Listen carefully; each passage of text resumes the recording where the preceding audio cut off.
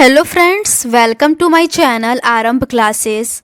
आज के इस वीडियो में हम लोग BPSC TRE class 6 to 8, 9, 10th और 11, 12th के लिए इकोनॉमिक्स के क्वेश्चंस को सॉल्व करेंगे।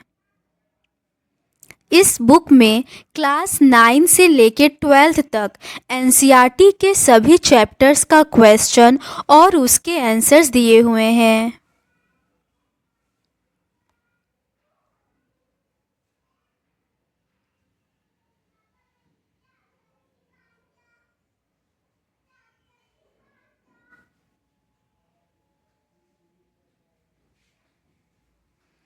इस बुक में बीपीएससी टीआरई 1.0, 2.0 और 3.0 में जो भी इकोनॉमिक्स के क्वेश्चन पूछे गए हैं वो सभी दिए हुए हैं।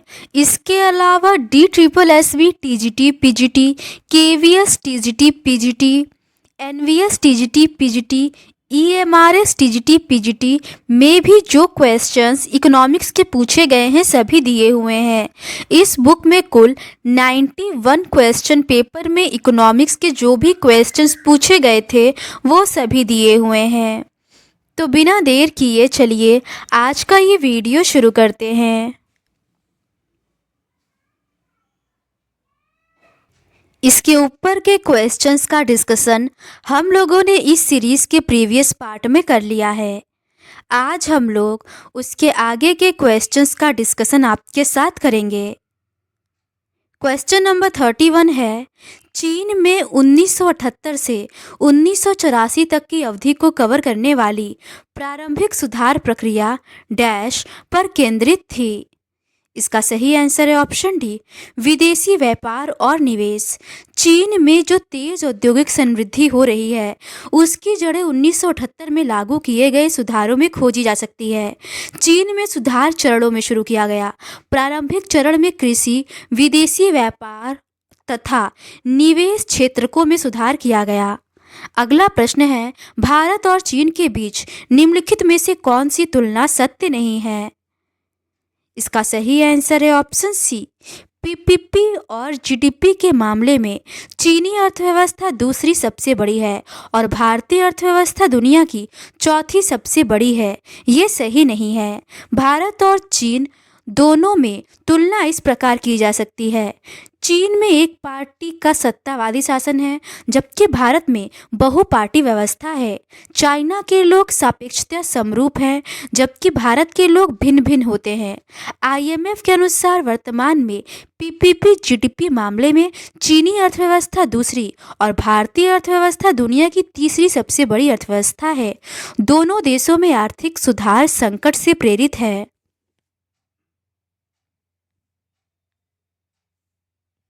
अगला प्रश्न है, चीन ने डैश साल के विश्व जीडीपी के हिस्से में पहली बार भारत को पीछे छोड़ दिया था। इसका सही आंसर है ऑप्शन बी, 1500। प्राचीन भारत के संबंध में प्रोफेसर एंगस मैडिसन, जो कि ग्रोनिंग के प्रोफेसर हैं, ने विश्व जीडीपी में हिस्से को दिखाया है। अगला प्रश्न है, निम्नलिखित में से कौन सा कथन गलत है?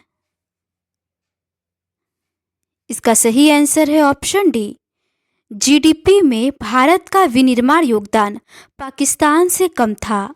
ये गलत है। 2016 में जीडीपी में विनिर्माण क्षेत्र का योगदान भारत का 7.9% था, वहीं पाकिस्तान का योगदान 4% था। विकल्प डी गलत है। अगला प्रश्न है, भारत में 23 जुलाई 1991 से आर्थिक सुधार क्यों शुरू किए गए थे? इसका सही आंसर है ऑप्शन बी, वित्तीय संकट को संतुलित करने के लिए। भारत में 23 जुलाई 1991 से आर्थिक सुधार शुरू करने का प्रमुख कारण भुगतान संतुलन की समस्या थी, क्योंकि पेट्रोलियम आदि आवश्यक वस्तुओं के आयात के लिए सामान्य रूप से रखा गया विदेशी मुद्रा रिजर्व 15 दिनों के लिए आवश्यक आयात का भुगतान करने योग्य भी नहीं बचा था। इस स्थिति से उबरने हेतु भारतीय रुपये का अवमूल्यन किया गया। अगला प्रश्न है, भारत सरकार ने पहली बार अर्थव्यवस्था की समष्टि के बारे में किस वर्ष में सोचा था? इसका सही आंसर है ऑप्शन सी, 2008-2009 में। समावेशी विकास की धारणा वर्ष 2007 में एशियन डेवलपमेंट बैंक के एक सम्मेलन forum on inclusive growth and poverty reduction पर इसकी चर्चा हुई। भारत सरकार ने पहली बार अर्थव्यवस्था की समावेशी के बारे में वर्ष 2008-9 में सोचा, जिससे 11वीं पंचवर्षीय योजना 2007 से 12 के दृष्टिकोण पत्र में उपशीर्षक के रूप में तीव्र तथा समावेशी विकास को जोड़ा गया। अगला प्रश्न है, पूंजीवादी अर्थव्यवस्था में संसाधन आवंटन डैश के द्वारा किया जाता है। इसका सही आंसर है ऑप्शन डी, मुक्त बाजार तंत्र। पूंजीवादी अर्थव्यवस्था में संसाधन आवंटन मुक्त बाजार तंत्र द्वारा किया जाता है। यह बाजार में आपूर्ति और मांग की परस्पर क्रिया के माध्यम से किया जाता है। इसमें मूल्य तंत्र संसाधनों को कुशलतापूर्वक आवंटित करने में महत्वपूर्ण भूमिका निभाता है। अगला प्रश्न है, समाजवादी अर्थव्यवस्था में बाजार की गतिविधियां डैश द्वारा कार्यान्वित होती हैं। इसका सही आंसर है ऑप्शन डी, केंद्रीय योजना प्राधिकरण। समाजवादी अर्थव्यवस्था में बाजार की गतिविधियां केंद्रीय योजना प्राधिकरण द्वारा कार्यान्वित किया जाता है। इसका लक्ष्य सामाजिक कल्याण और समानता प्राप्त करना है।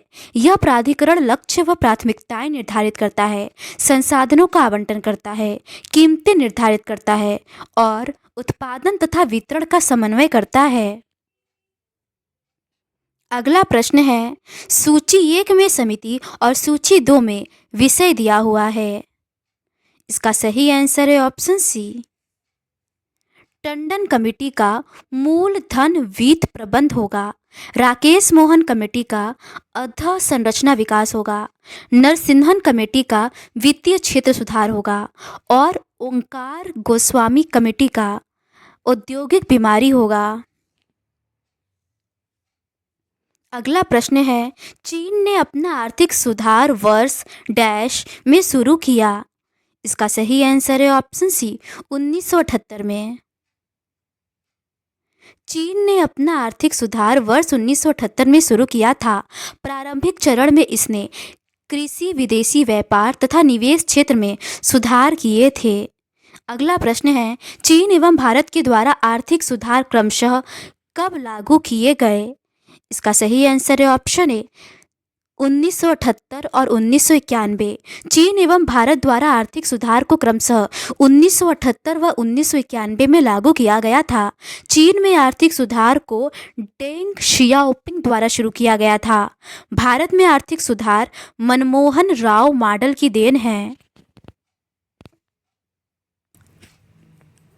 अगला प्रश्न है, भारतीय अर्थव्यवस्था में 1991 के बाद किन सेवाओं में अपेक्षाकृत तेज समृद्धि हुई। इसका सही आंसर है ऑप्शन डी, उपर्युक्त में से एक से अधिक। भारतीय अर्थव्यवस्था में 1991 के बाद सेवाओं में अपेक्षाकृत तीव्र वृद्धि हुई। व्यावसायिक सेवाओं की वृद्धि दर 1990 में जीडीपी के 13.5% थी, वह 2000 में बढ़कर 19.8% हो गया। वहीं संचार और बैंकिंग सेवाओं की हिस्सेदारी 1990 में जीडीपी के 6.1% व 11.9% से बढ़कर 2000 में 13.6% व 12.7% हो गया। अगला प्रश्न है, निम्नलिखित में से कौन सा कथन सही है। ए है, सुधार काल के पश्चात भारत में उच्च जीडीपी वृद्धि दर में सेवा क्षेत्र अहम रहा है। बी है, भारत ने पिछले 2 दशकों में सेवा क्षेत्र का रोजगार में सर्वाधिक एवं जीडीपी में दूसरा सबसे ज़्यादा योगदान रहा है। इसका सही आंसर है ऑप्शन ए, केवल ए सही है। आर्थिक सुधारों की अवधि में कृषि की वृद्धि में कमी आई। जहां औद्योगिक क्षेत्र में उतार चढ़ाव हुए, वहीं सेवा क्षेत्र में वृद्धि बढ़ गई। सकल घरेलू उत्पाद की वृद्धि मुख्यतः सेवा क्षेत्र में वृद्धि के कारण हुई। भारत ने पिछले 2 दशकों में सेवा क्षेत्र का रोजगार एवं जीडीपी दोनों में सर्वाधिक योगदान रहा है। अगला प्रश्न है, 1991 से 1917 सुधार अवधि के दौरान भारत की वार्षिक वास्तविक औसत जीडीपी की विकास दर कितनी थी। इसका सही आंसर है ऑप्शन डी 8.3%। 1991 के बाद भारत में 2 दशकों तक की लगातार वृद्धि होती रही। सकल घरेलू उत्पाद 1997 में 5.4% से बढ़कर 2007 से 12 में 8% हो गई।